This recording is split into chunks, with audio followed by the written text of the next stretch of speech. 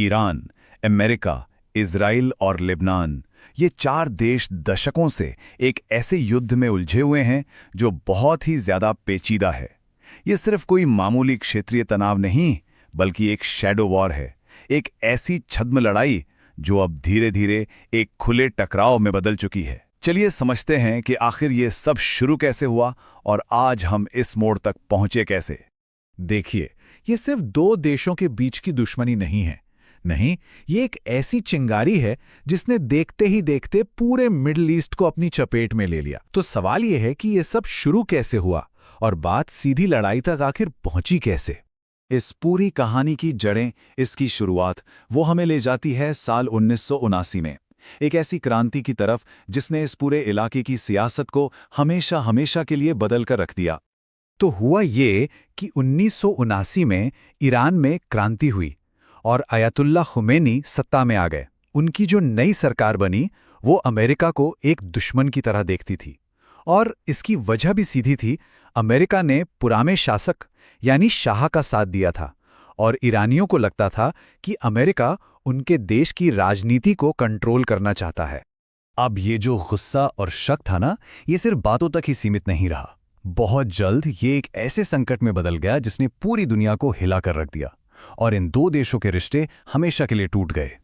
444 ये सिर्फ एक नंबर नहीं है, ये उन दिनों की गिनती है जब ईरानी छात्रों ने तेहरान में अमेरिकी दूतावास पर कब्जा कर 52 अमेरिकियों को बंधक बनाए रखा।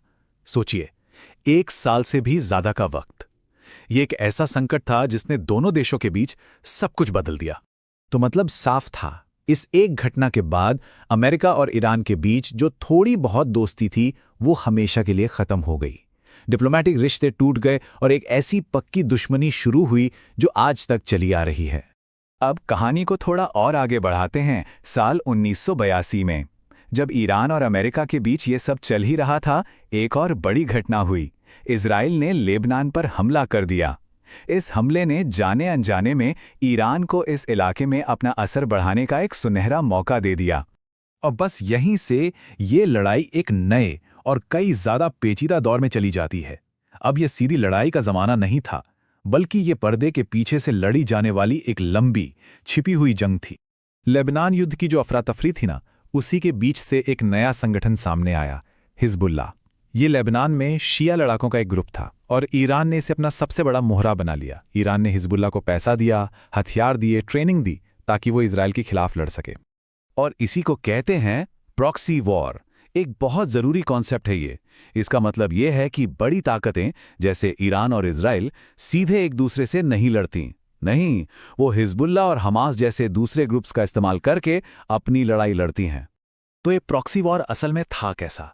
देखिए, एक तरफ था ईरान जो लेबनान में हिजबुल्लाह को, फिलिस्तीन में हमास को और पूरे इलाके में दूसरे लड़ाकों को सपोर्ट कर रहा था, और दूसरी तरफ था इजराइल जो सीरिया में ईरान के ठिकानों पर और हिजबुल्लाह के लड़ाकों पर लगातार हवाई हमले कर रहा था।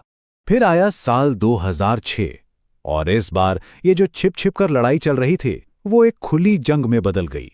इजराइल और हिजबुल्लाह के बीच 1 महीने तक भयंकर लड़ाई चली। लेबनान में भारी तबाही हुई, लेकिन आखिर में हुआ क्या?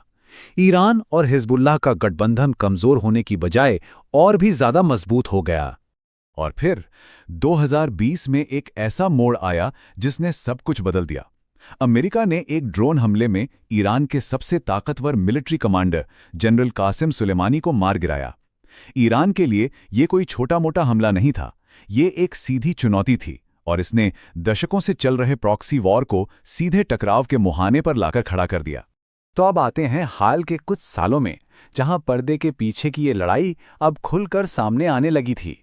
पिछले कुछ सालों में ये तनाव एक बहुत ही खतरनाक मोड़ पर पहुंच गया। अक्टूबर 2023 में हमास के हमले के बाद तो जैसे घटनाओं की एक ऐसी लड़ी शुरू हुई जिसने सबको हिला दिया। पहले दमिश्क में ईरानी दूतावास पर हमला, फिर लेबनान में हिजबुल्लाह के लीडर की हत्या, और फिर पहली बार ईरान के अंदर इजरायली हवाई हमले। एक के बाद एक हर कदम ने आग में घी डालने का काम किया, और ये सब जून 2025 में ईरान के न्यूक्लियर ठिकानों पर हुए हमले के साथ अपने चरम पर पहुंच गया। तो अब तस्वीर पूरी तरह से बदल चुकी थी। अब ये कोई प्रॉक्सी ग्रुप्स की लड़ाई नहीं थी, नहीं। अब इजराइल और ईरान की सेनाएं सीधे एक दूसरे के आमने सामने थी। शैडो वॉर खत्म हो चुका था और सीधा टकराव शुरू हो गया था। जून 2025 में 12 दिनों तक एक सीधी जंग चली, जिसने पूरे मिडिल ईस्ट को एक बहुत बड़े युद्ध के मुहाने पर लाकर खड़ा कर दिया। एक सीज़फायर तो हुआ, लेकिन ये शांति बस कुछ ही दिनों की थी। तनाव अब भी सतह के नीचे उबल रहा था। और फिर फरवरी 2026 में वही हुआ जिसका डर सभी को था। अमेरिका और इजराइल ने मिलकर ईरान पर एक बड़ा हमला बोल दिया। हवाई हमले और मिसाइलों की बौछार होने लगी। ईरान के कई बड़े नेता मारे गए और स्ट्रेट ऑफ हॉर्मुज़, यानी दुनिया का सबसे ज़रूरी तेल का रास्ता, वो भी लगभग बंद हो गया। अब ये एक फुल स्केल वॉर था। अब सवाल ये है कि ये जो आग लगी है, क्या ये सिर्फ मिडिल ईस्ट तक ही सीमित है? बिल्कुल नहीं। इसकी लपटें पूरी दुनिया में फैल रही हैं और इसका असर हम सब पर पड़ रहा है। देखिए, इस जंग का असर दुनिया के हर कोने पर हो रहा है। तेल की कीमतें आसमान छू रही हैं, जिससे पूरी दुनिया की अर्थव्यवस्था पर जबरदस्त दबाव है। और ग्लोबल सिक्योरिटी, यानी पूरी दुनिया की सुरक्षा, वो दांव पर लगी हुई है। तो आखिर सवाल ये उठता है कि ये सब हो क्यों रहा है? इसकी जड़ क्या है? सबसे पहले तो ये लड़ाई है ताकत की, पावर की।